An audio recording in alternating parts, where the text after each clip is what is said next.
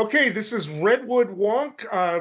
My name is Eric Kirk, and I am with Chuck Rogers. And I have actually learned in the past week that people actually do watch this. I've run into three different people now who said, "Hey, you have a television show on that local station, don't you?" So it is starting. Word is starting to get out, and we actually got our first fan letter. And among things was a request to have you talk a little bit about your background on now. People recognize your voice on from the Point with Lost Coast Communications. You are DJ afternoon playing classical rock, but you also have a long history and a lot of experience in national and statewide campaigns. Yeah, I do. It's been a long and winding road, but my background is in public administration. I went to graduate school in public administration, and then worked in political campaigns in several different states and in different parts of the country, and then went back to graduate school again in journalism so that I could then cover politics and public policy, and have been doing that ever since. So. Yeah, all of this public policy stuff is just in my DNA, I guess. And, the music show on the Point is balanced by a show on one of our other stations called the Humboldt Chronicles, where we kind of track the local economy and kind of chart that and how it's moving along. So, yeah, it's a combination of politics from the inside, working in politics, and then covering it from the outside. And got to cover a couple of presidential campaigns and a lot of primaries, and do a lot of work on that level, but then also, local politics as well. So there's a lot of it. Yeah. All right. Well, if anybody wants any more information, and by the way, if anybody would like us to talk about any particular topics, please contact us, because we want to discuss what you're interested in.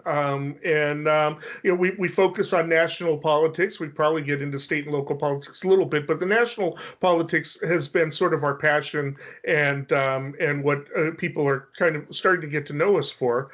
And speaking of national politics, I mean, there is so much on the news. This is, of course, a special Sunday edition. We normally do these things on Wednesday evening, but due to some technical issues, we are doing this on Sunday morning. I'm a little more casually dressed than usual, or actually Sunday afternoon. But this gives us the opportunity to watch, or at least read the summaries on the Sunday morning shows. And this morning I heard a little bit about it, and I've read it, but it was all police reform. That seems to be the national issue of the day. And police reform debates as to whether defunding is appropriate or what that even means.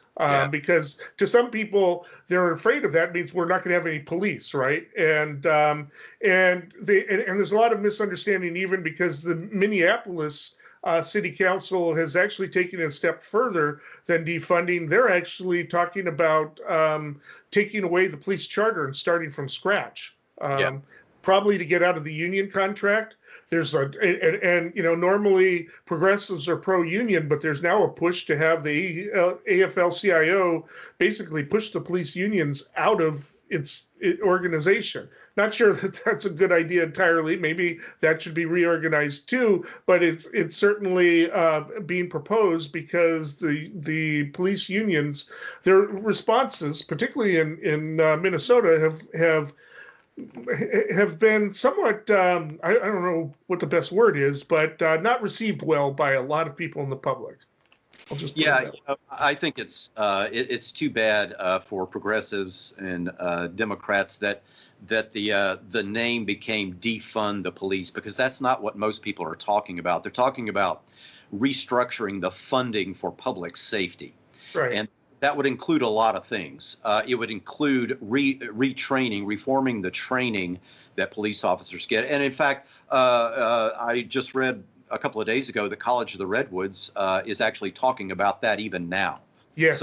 So that's going on in a lot of places, including here. So it gets to retraining the police, and then taking some of the funding that's directed at public safety operations all over the place, because these are local and state funded for the most part.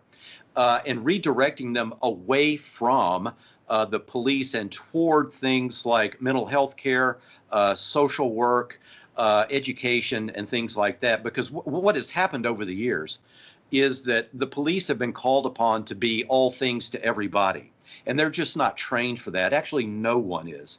So, in their defense, they're not psychologists, they're not psychiatrists, they're not sociologists. So they're not social workers. They're not social workers. So what defund the police really means is a reorganization and a redirection of some of the funding. It does not mean that places will no longer have public safety entities. It means that some of that funding will go to other places, which may be beneficial. And in fact, there are some really good examples around the country of cities that have done that and been successful. And one of them that our viewers and listeners can look up if they want to and read about it is Camden, New Jersey, which for decades had been just a disaster as far as high crime had gone and public safety problems. And they were among the first to go down this road a long time, 7 or 8 years ago it's been a long time.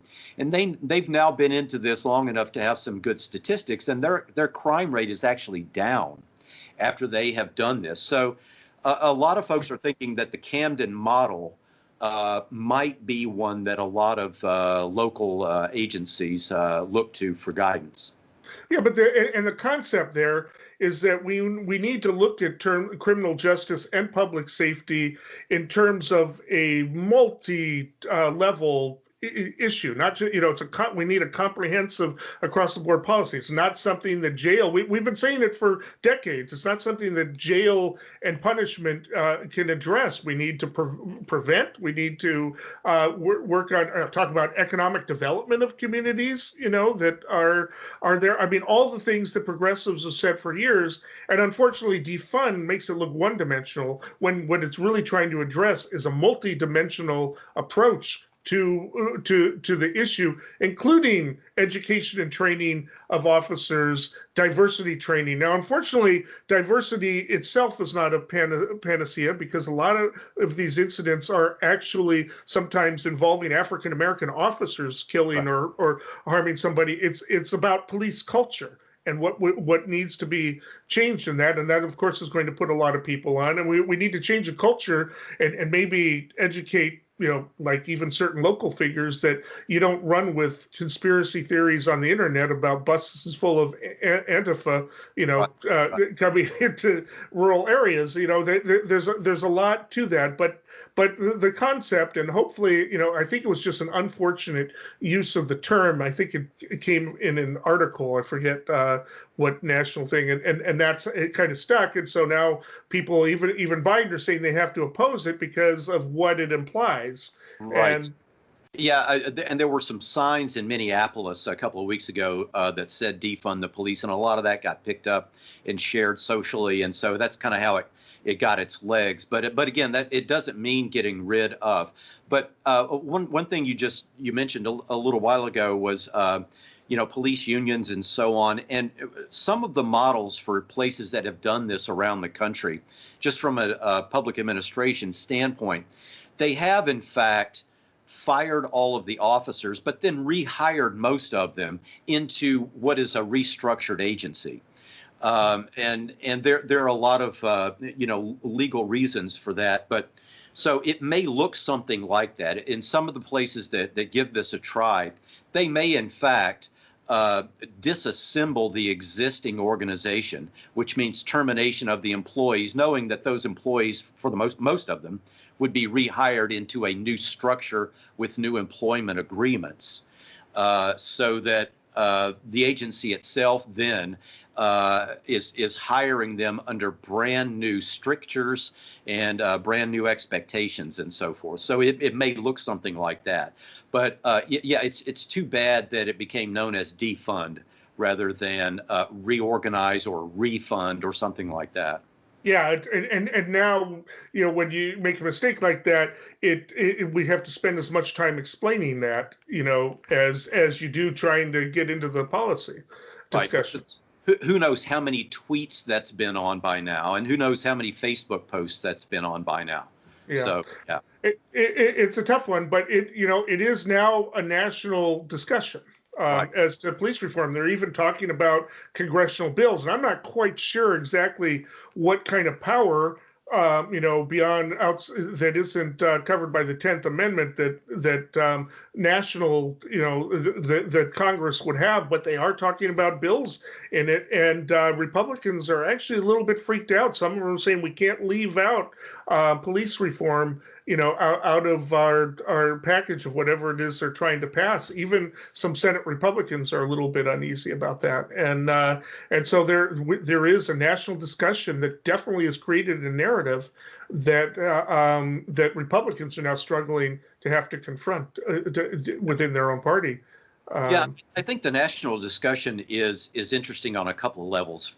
For one thing, as some of the African American folks I've been listening to over the last couple of weeks and reading some of what they've written, what they're pointing out is that the reason this particular point in time feels a little bit different is that when they look at some of the marches and some of the demonstrations, they see multiracial crowds. Yes. And that's new, and that's very different.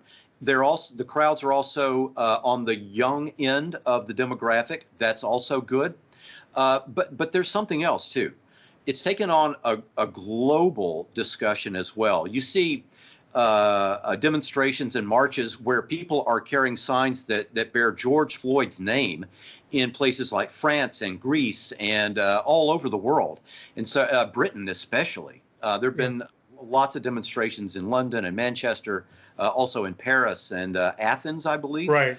A lot of places. And so this has taken on a global kind of energy that's very different than anything we've seen before. And I think that's what's gotten the attention of even Republicans in Washington. So we'll see how this plays out. I believe you were even talking earlier before we went on the air about a Republican senator from Oklahoma, of all places, who has been talking about some of the things that are in the news the last couple of weeks, of all places, Oklahoma. Right. Well, he wants to. He is open to renaming the bases that are currently named for Confederate figures. Fort Bragg, actually, I didn't realize that was a Confederate figure, and Fort Hood and the rest. But and Trump said absolutely not in a tweet. And this Oklahoma senator, I think, as you pointed out, a little bit younger, maybe seeing the writing on the wall, is like saying, "Not so fast, Mr. President." And that goes to it. And I think one of the things that all politicians have to be looking at right now is during the March and April shutdowns, voter registration went way down. It's really hard for voter registration campaigns to take place when you're sheltering in place and the rest. Well, voter registrations have surged since the killing and the subsequent protests, and it doesn't look like it's going to abate. There's a few more deaths that are happening. More black men are being killed, and an elderly white man was shoved over just without any provocation whatsoever. That is apparent on the camera, and the rest. So there is a feeling out there that, and this is what a lot of the police reform movement people have wanted to emphasize for years is, young black men particularly seem to be the primary targets of police abuse. They are more vulnerable. But once police claim that kind of power and there aren't consequences for actions, it can happen to anybody, even an elderly man who was nonviolent, as far as you can see in the video, and he's in the hospital recovering from a serious head injury. Yeah, and on that video, you could see him bleeding from the head, and the officers just kept going. And I believe that was in Buffalo. Right, but a couple more young black men were shot. I'm forgetting which. Yeah, this weekend, and then there are a couple of nothing to do with police necessarily, but a couple of very suspicious hangings in Victorville, and it was dismissed as suicide at first, but most suicides don't go to a public tree in public, and they are black men, young black men, and this is now raising a lot of questions. And actually, I think the mayor had to sort of back up. He had initially said it was suicide, and I think the police said we haven't concluded what it is yet. So I mean, it's just if anything, everybody's like saying, "Oh, all these looters, they're losing it." If anything, I'm seeing restraint given Yeah. the what's happening here. And maybe because they see a chance that maybe some real change can come for the first time in decades. It's hard to say, and we always get our hopes up, but this is an election year. And this is a time when the political forces that kind of represent the reactionary aspects are a little bit on the defensive, and the economy. That jobs report is okay. 13% is not as bad as 20% that they were expecting, but it's still a very dangerous thing. A lot of businesses are not going to reopen. The economy is going to be tough, and it's going to again hit urban young people of color, but also the working class base that Trump has relied on in the past. And some of these demonstrations are taking places in Trump strongholds. And so they've got to, the question is what is this going to translate to? Is it going to mean a blue wave? Is it going to mean, and if so, is that going to lead to any real, meaningful change? And that's going to be the discussion. Well, and I think the answer to that will be the United States Senate and what happens in the election, for the most part, what happens with the Senate. But I think 13% unemployment is still bad. And some of the projections I've been reading suggest that even by the end of this year, it'll still be between 9 and 10%. So at election time, it could still be 10 or 11% unemployment with people not getting paychecks, and no sign of any more relief on the way from Washington. No.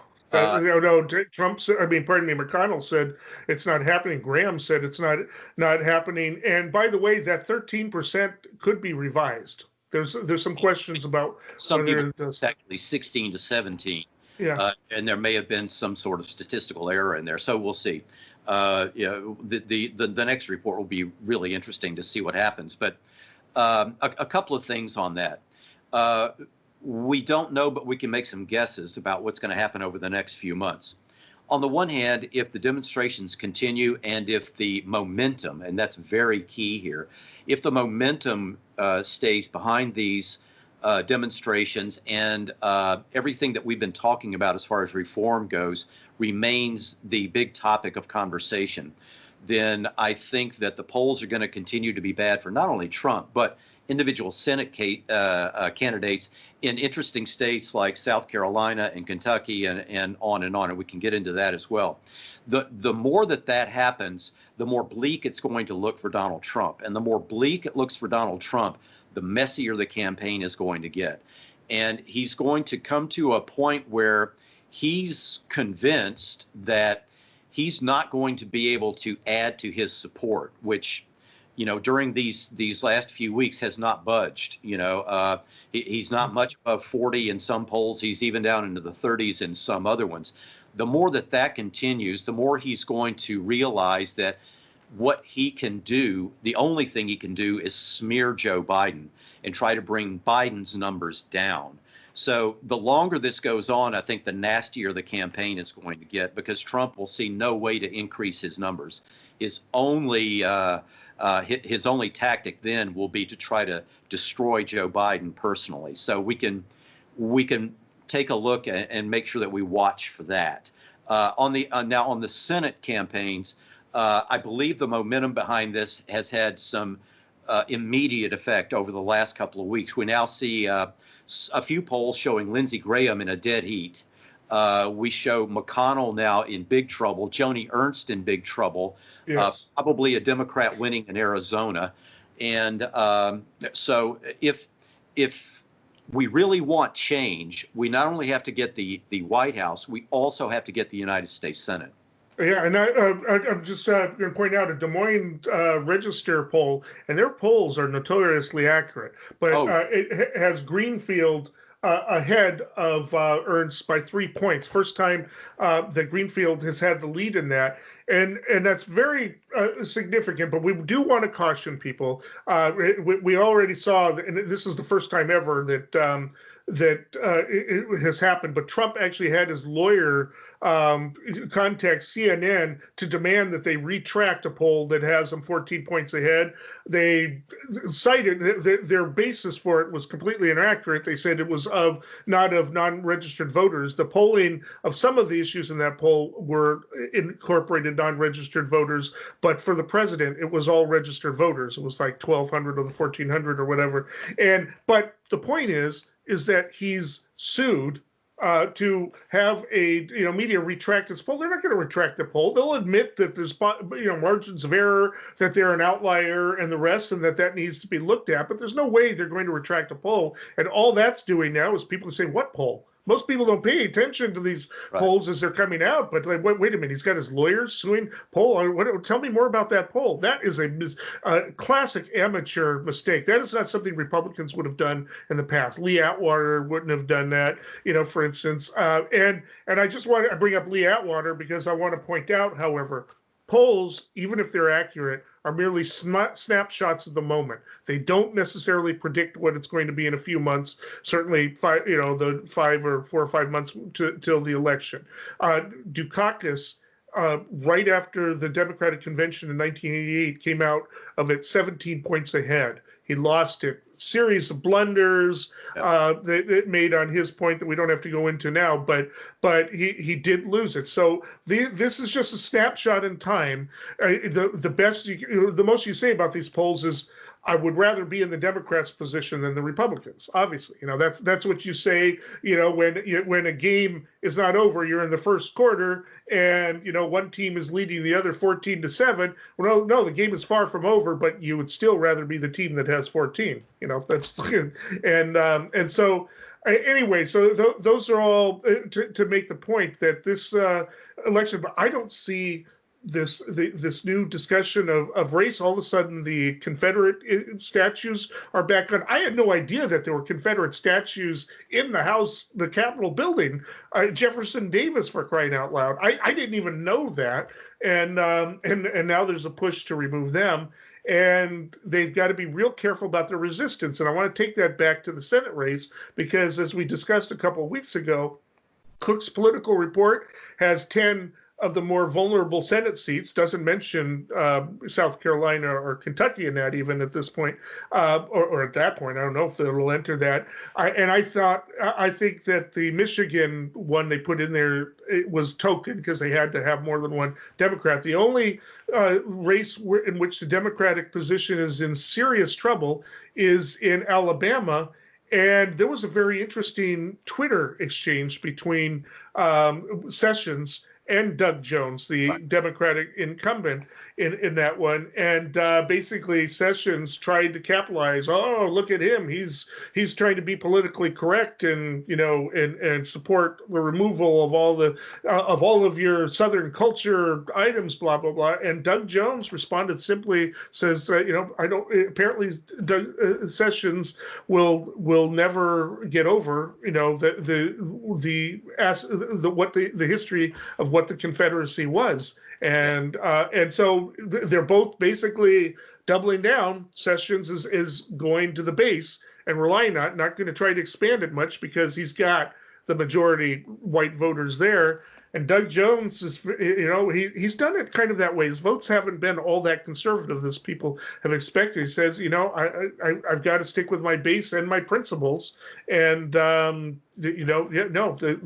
it's time to get rid of some of the Confederate statues, which a lot of people don't realize weren't put there like after the Civil War. They were put up during the Civil Rights Movement, the 40s, 50s, and even the early 60s, in defiance of the Civil Rights Movement and in integration. These were ostensibly, Southern pride. It's not like these statues are, over 100 years old and everybody, is being praised. Most of the statues, and there are in this country more Confederate honoring statues than there are Union statues. Far more. Yeah, a lot of that stems back to right after the Civil War. Of course, Grant's plan was a Reconstruction, and after he left office, the folks who followed him were not quite as interested in making sure that Reconstruction worked, and it did not. That's just the truth. So the reason for some of this culture that still exists has to do with the failure of Reconstruction between 1865 and the early 1900s. And so during that time, you see the rise of the Ku Klux Klan, for instance. And some of those statues did appear in the 1920s, 1930s, right, and so on, here and there.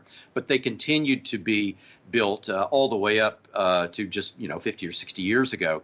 And so and it became known as the lost cause. It was something that was trying to preserve the cause of the Confederacy. The word that came out of it was heritage, Southern heritage. Yes. But the Confederate flag remained a part of some of the state flags of the South, and still is part of the flag of Mississippi to this day. So some of what Jeff Sessions is doing there, and this was a Twitter war between Sessions and Jones. Yes. Sessions is still a part of the what's called Southern pride culture, right, rather than the modern Southern culture. And there's a very distinct line between those two. And that's where Jeff Sessions is. Doug Jones, in his response to Sessions, pointed that out and said, Jeff, you need to get into the now. You need to come into the modern day. And I think that's smart of Doug Jones. Yeah.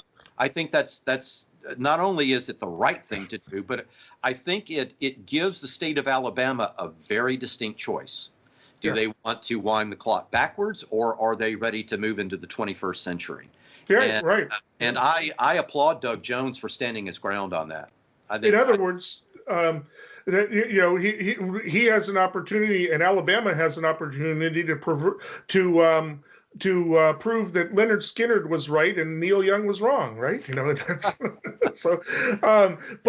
Yeah, and when you participate in these online discussions, you'll hear a lot of Republicans say, "Well, those were all Democrats back then, right?" I mean, you'll see that. Well, slave owners were Democrats, the segregationists were Democrats. It's like, yeah, but they aren't anymore. Who's defending the Confederate monuments? Now, when the Republican Party started, it was actually started by a bunch of socialists and abolitionists. Right. It was, and when Lincoln was running for office, he was actually endorsed by Karl Marx, and his staff actually wrote a letter back to Marx thanking him, expressing gratitude for that endorsement. Now, this was a different time. Communism didn't quite have the same, stigma that it would have later on. But, so you talk about that. The realignment started, I'd say, with William Jennings Bryan running against McKinley, with incorporating a lot of the populist movement, which included Eugene Debs at one point.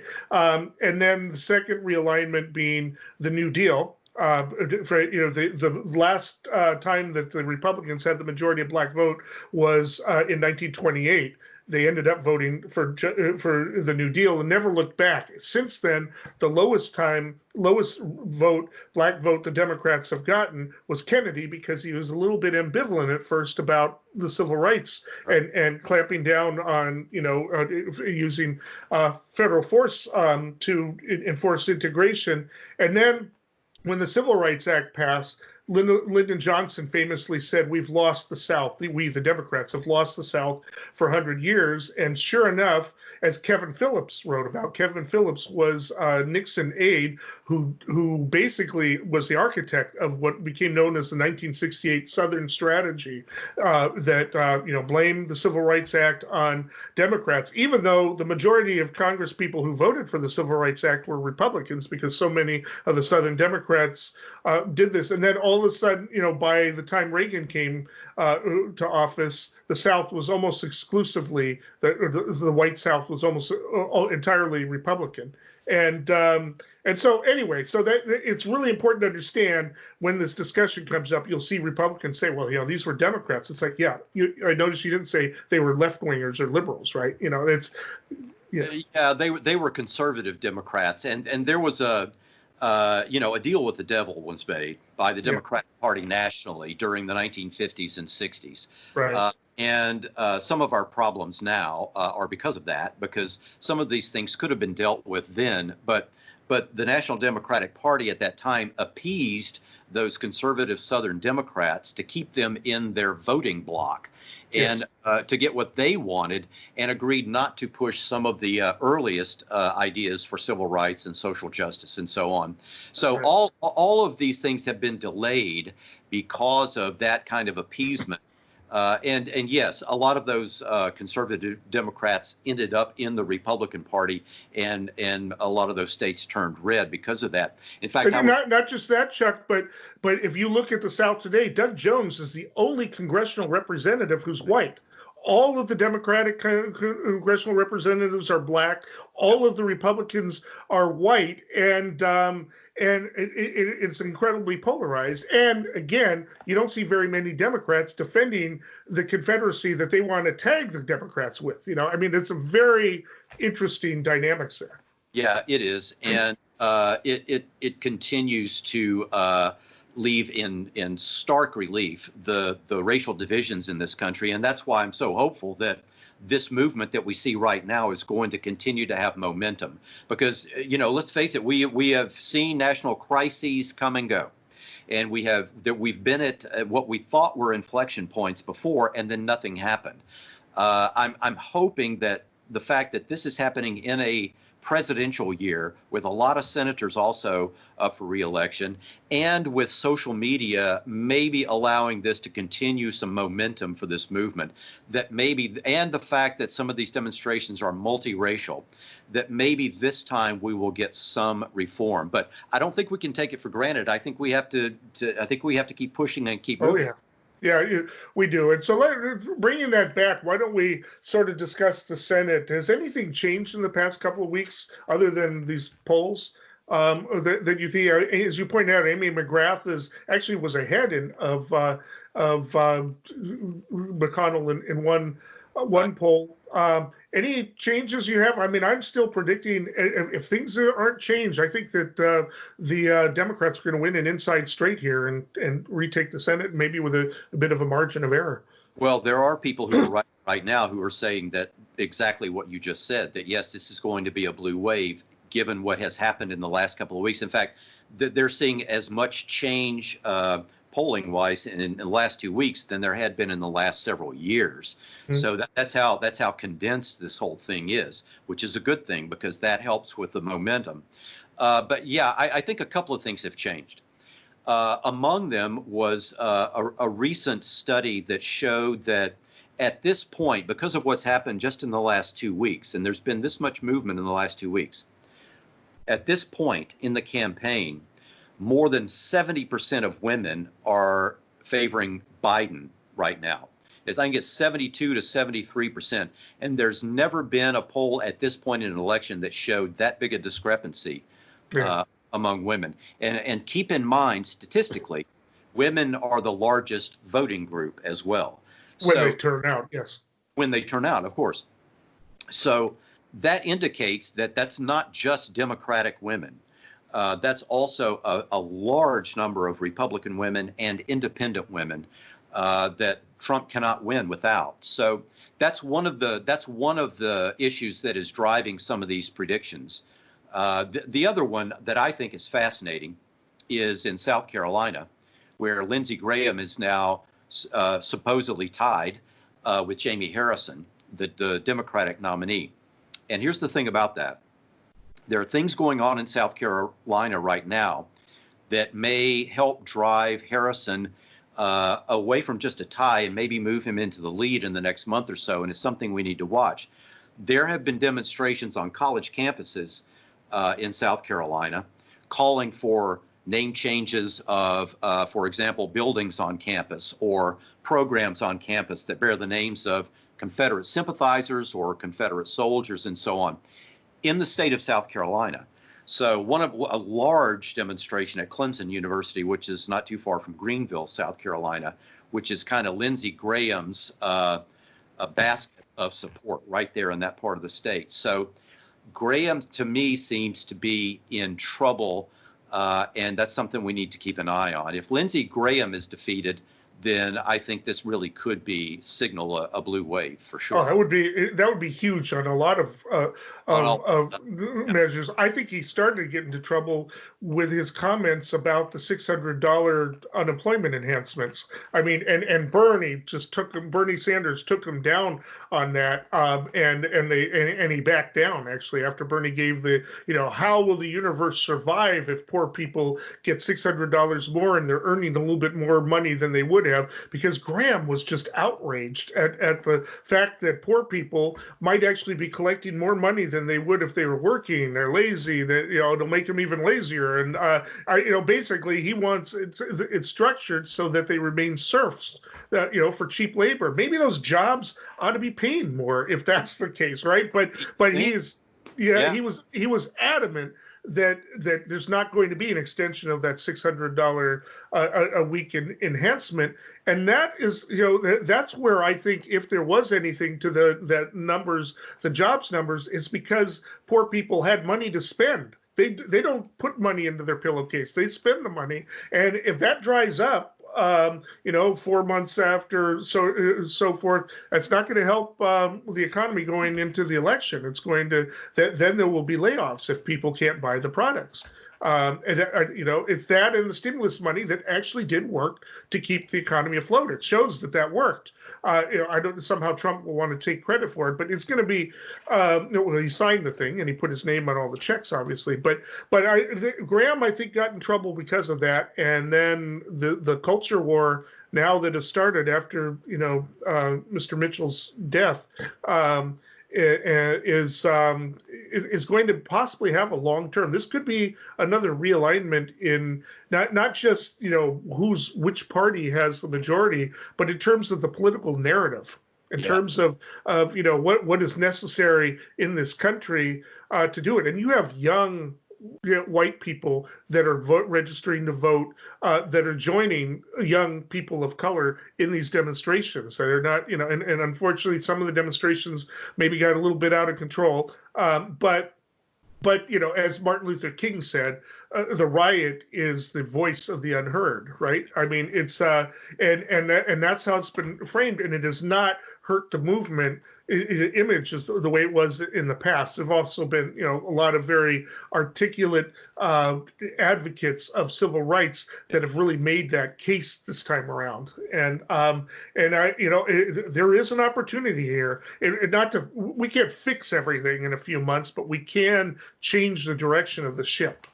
Yeah, what a timeless insight from Dr. King, huh? The riot is the voice of the unheard. It's still true today, maybe more true today than ever. And I think that's something that's going to be critical as we move between here and November. And here's why. If the unemployment rate does remain, let's say, anywhere near double figures or certainly above by the time we get into the fall leading up to the election, and there has not been any more relief sent to people from Washington, then of course Trump can say nothing about the economy at that point, and that's really all he has left at this point. Right. So what I'm wondering is whether that might be the October surprise, because if you're a Republican strategist, you're looking at exactly what you were just talking about, that people are still going to be hurting, because as we see in something like 22, 23 states, we're now having COVID spikes right now. Right now, Florida just had its record. Now. Yeah, of course, and record hospitalizations in Texas and North Carolina and Florida, and others. So that means that if there's a second shutdown, if there is extension of stay-at-home orders, if businesses don't reopen, and there's no relief from Washington, there's no hope for the Republicans. So I'm wondering if that might be the October surprise, that they come through with some sort of late in the game relief package in September or October, so that Trump can then say, look, we're trying to help. We're trying to help. It's got to be September or it won't have an economic impact in time for the election. October would be too late. And yeah, maybe they will do that. But then they got to get stuff through the House, and that will give the House all kinds of power to be able to say, well, okay, we'll help you out here, but we want this, and this. In addition to that, like this, and this, right? So who knows? But the other thing, speaking of October surprises, I'm still convinced. I'm still convinced that Trump will not be able to handle any sort of defeat. He never has been able to do that. It's always somebody else's fault, or it's a fault of the system, or something like that. So I'm still convinced that he's going to do all he can to disincentivize any kind of a vote by mail. He'll try everything he can to stop that. He will, and short of that, he will talk about voter fraud with regard suppression. to mail ballots. Some sort of voter suppression. Try to get Republican-controlled states to close down as many voting places as possible, to try to purge as many voters from the rolls as possible. Did you see the photos in Georgia? I did. Contrast between that was absolutely disgusting, and no reason for it. Absolutely no reason to put people through something like that. But this is what I'm talking about. That could be the precursor. That could be a picture of our future times 50 states in November. Right. And if that doesn't work, if he doesn't win, even the Biden campaign is now saying that they have a plan for the eventuality that Trump refuses to leave. And apparently Biden has talked to higher ups in the military about what to do about that, and has some, apparently, assurances that some of them would be glad to go in and remove him. Well, the military have been jumping ship. Even those who were close to Trump, that one guy apologized for going on the tear gas walk, right? The chairman of the Joint Chiefs of Staff. And I'll tell you what, that is the best news I've had in maybe a year, because you know that I've been the worrywart on this, that Trump is not going to leave. And what do? We don't have a plan. What's going to happen? We need a plan. Let's get a plan. And because the question that we have seen in developing countries is that this is how it happens. The whole question comes down to whose side is the military going to be on when the decision needs to be made. And the fact that we see the chairman of the Joint Chiefs, also General Mattis, who of course is no longer in office, but holds a lot of sway with the military, and others, many others, have been speaking now publicly about this potentiality, and they're on the right side, thank goodness. So let's hope that none of that has to happen. But I think I think Trump's makeup, his emotional and mental makeup, just do not allow him to accept any kind of defeat, even with the presidency and the future of the country at stake. That's just not who he is. Yeah, he's got a little bit of a problem too, because you mentioned he's got to try to shore up his base, but he uncharacteristically backed down this week. And the Friday night dump, he changed the date of his date, which is still going to take place in the city of the largest, most bloody race massacre in the country's history outside of Native American massacres, and he's not going to do it on Juneteenth out of quote unquote respect for the holiday. That was something that his advisors must have said, you've got to back down on this. So you notice the news came Friday night. That's when you typically do the news dump so that people won't notice it. And obviously didn't get a lot of discussion in the Sunday morning shows because of all the other stuff, but he backed down. And I know for a fact that some of his supporters have said, well, that was wimpy. You should have stuck your guns. And, will they vote for a third party or not vote at all? If they feel like he's moving, he's going to have to double down on stuff. He's basically going to have to double down on racism. Yeah, I read an interesting article on Saturday. Yeah, Trump announced this on Twitter after 11 o'clock Eastern on Friday night. And you're right, that's exactly when you release things that you hope gets as little play as possible. Of course, he only moved this one day, and he's leaving it in Tulsa, combined with the fact that his just complete mess of his convention, part of which is now going to be in Charlotte, but the public nomination part of it now moved to Jacksonville, Florida, on the anniversary of another massacre that happened there. So he continues to try to, you're right, shore up that far right fringe of his support. But every time he does this, he continues to lose a few more people who are in the middle, the few that who are still left in the middle. And I mean, he's fighting a losing battle statistically when he does that.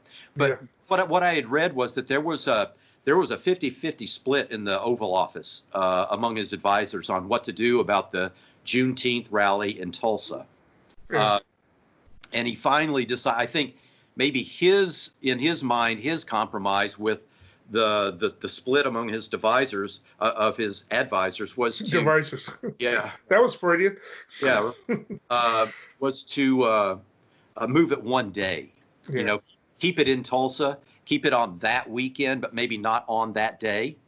And certainly to keep it in violation of the CDC guidelines as to for large gatherings. I mean, that's no masks, and no social distancing, and they have to sign a waiver before they can't be sued. I know. Will not sue the Trump campaign if they contract COVID-19. I mean, that's like something out of Saturday Night Live. Yeah. Well, yeah, this stuff writes itself, doesn't it? So, yeah, so we'll see what happens to that. He also claimed that he had advance requests for over 200,000 tickets to that 19,000 seat arena. And, you know, Tulsa is fairly good size, and there are other large cities within driving distance. But, you know, knowing Trump, I really suspect that it wasn't 200,000. Yeah. But who knows? Yeah, who knows? It'll be interesting. It's going to be really interesting to see what the impact of that is. Is he going to be holding large rallies all around the country like this? And, you know, how many of his supporters are going to be alive come November then? Because the older, although he is not doing as well with older voters lately, maybe because of the pandemic. Well, they're among the most vulnerable to COVID-19. Right. Yeah, he needs them. And here's the other thing about those rallies going forward toward November. You know, for him to hold rallies of the kind he wants, he needs large urban areas that would have a large enough arena to accommodate, 19, 20,000 people or so. Those tend not to be in small towns.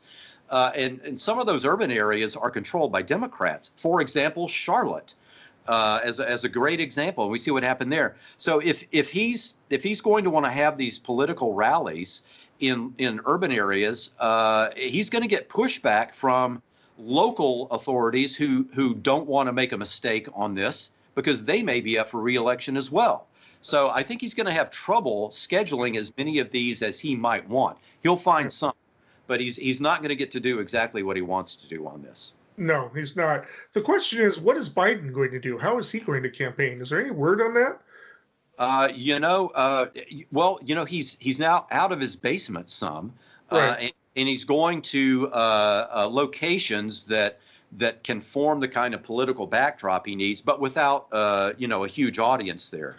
And he wears a mask and he does the kneeling.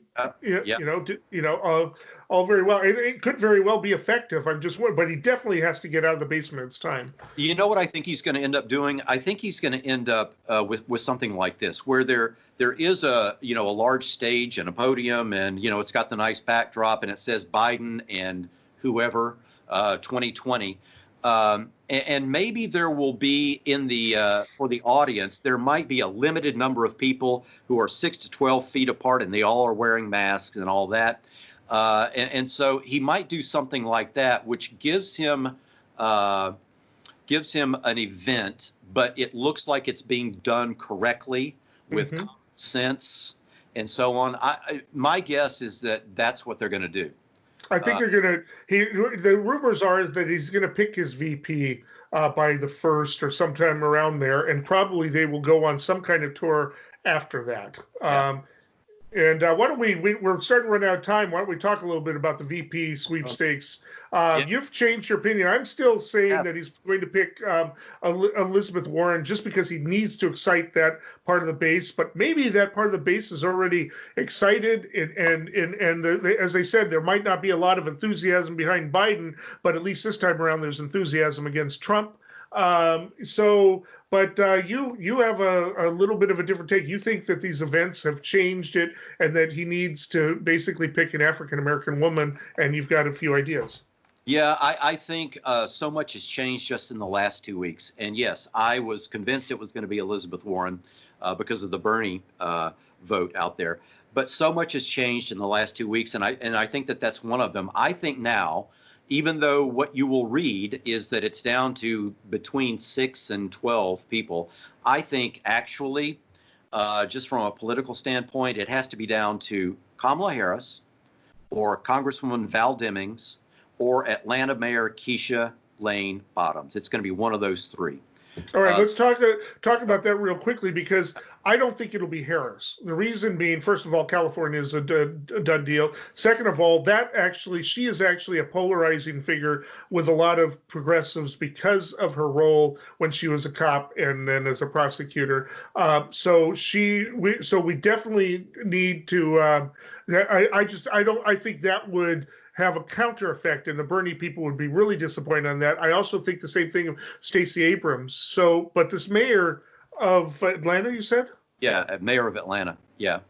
Yeah, Keisha Lane Bottoms. She's quite good. And if we still think that Georgia is in play, she has done a great job in managing not only the COVID-19 response there, but also the last 2 weeks of unsettling news and change. And she's been really good on it. And if you think about Georgia, a very high percentage of the voters are in that Atlanta area. So that could be a good choice. But let me address something about Harris and Demings. Yes, they have prosecutorial and law enforcement backgrounds. Val Demings, former police chief in Orlando. There is an argument to be made that because of the defund the police naming problem, if he did pick a progressive candidate who did have some attachment to law enforcement, maybe that might help appease some of the people in the middle. So I'm sure that's part of the argument that's being made internally. But I don't think Harris will energize the base. Well, here's the thing. With a pick like this, and this is true at almost any level, with a pick like this, there's internal polling that they're looking at that we don't know about. And so however this turns out, whatever the short list ends up being, that's going to be a reflection of everything that they're doing internally to figure this out. I'm not saying Warren is off the list. I'm sure she is still on the list. I think Klobuchar is off the list. I do too. But I could see Biden. I could see Biden going with any of those three I listed, but I wouldn't be surprised if it's Warren. But we'll see. Some of that's going to depend on how the momentum for everything that we've seen in the last 2 weeks continues or doesn't. All right. Well, we'll see. And you've inspired me. I'm going to read up on the mayor of Atlanta, because I think that's a real interesting pick. But I'm still leaning towards they've got to do it. Warren did not have the opposition from African American political groups that Klobuchar did. No, but you know what she did do? It was Elizabeth Warren who offered the amendment to rename the military bases. To get rid of the bases the naming of the bases named after Confederate soldiers. So that was Elizabeth Warren. So maybe that tells us something. I don't know. Also, the cooperation between Bernie and Biden is much higher than it was 4 years ago, and that might be a factor too. But we're running out of time here. Why don't we do the predictions? I'm going to stick with my prediction of Elizabeth Warren. I'm going to stick with my prediction that the Democrats are probably, unless there's some major upheaval change in the political narrative and climate, that the Democrats are going to retake the Senate, and which means that Trump is going to try to suppress the vote in any way, and his forces are going to try to suppress the vote, particularly in places like Georgia, and that if he does lose, even if he's planning to leave office, as he said he would in a recent interview, that he's going to try to jam through as many judges as he can in those last couple of months, and the Democrats won't be able to stop them in the Senate. The House has no say in that. So my predictions. Well, that segues well into my prediction, because I think as long as the statistics show that there's going to be a blue wave, Trump is going to get more and more desperate. and his language and his campaign is going to get more and more negative, and it's going to turn into a personal campaign against Joe Biden rather than a political messaging strategy. It's going to be personal against Joe Biden and his family. I think it's going to be maybe the nastiest campaign we've ever seen because of what the numbers are showing about Trump and the Republicans. Well, that's saying something. All right. Yeah. I think that we've covered as much as we could. Of course, there's like 20 more topics I'd hope to take. But now, that I've confirmed that people are actually watching, please contact either Chuck Rogers or myself, Eric Kirk, and for topics you'd like to hear. Chuck, anything you want to add? No, we would love to hear from folks. And tell us what you want to hear about, and we'll do our best to talk about it. All right, thank you to Access Humboldt and I hope I said that right. To